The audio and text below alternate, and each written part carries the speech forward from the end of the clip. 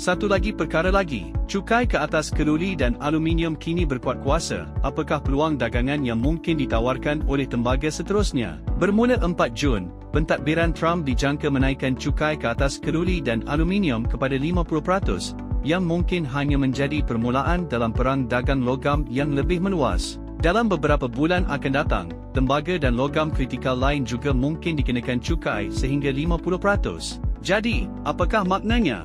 Walaupun kos pengguna di Amerika Syarikat mungkin meningkat secara mendadak, pelabur bijak boleh menemui peluang arbitraj. Mari kita kupas bagaimana perang dagang logam ini mungkin berlangsung dan apa maksudnya untuk strategi dagangan anda.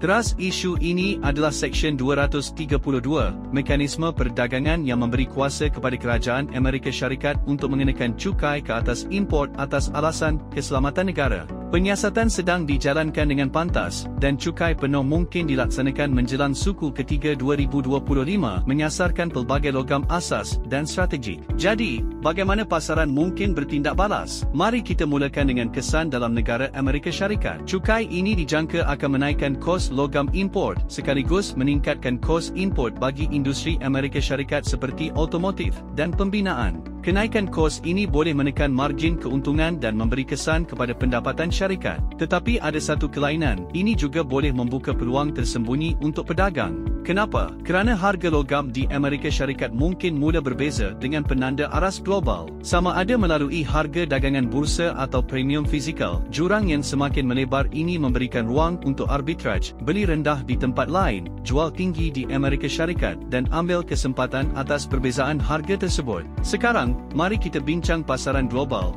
terutamanya tembaga. Tembaga sedang memasuki fasa yang rentan. Kenapa? Kerana pertaruhan spekulatif yang optimis sangat tertumpu. Pelabur telah banyak mengambil posisi panjang dengan jangkaan harga yang lebih tinggi. Tetapi inilah masalahnya, sebahagian besar permintaan tembaga baru-baru ini didorong oleh penimbunan sebagai langkah berjaga-jaga sebelum keputusan cukai dikenakan. Setelah keputusan tersebut dimuktamadkan, permintaan yang dipercepatkan itu mungkin hilang menyebabkan aktiviti pembelian merosot dengan ketara dan harga mungkin akan segera tertekan. Ditambah dengan keadaan makroekonomi global yang semakin lembut, terdapat kemungkinan besar harga tembaga akan menurun menjelang suku ketiga 2025.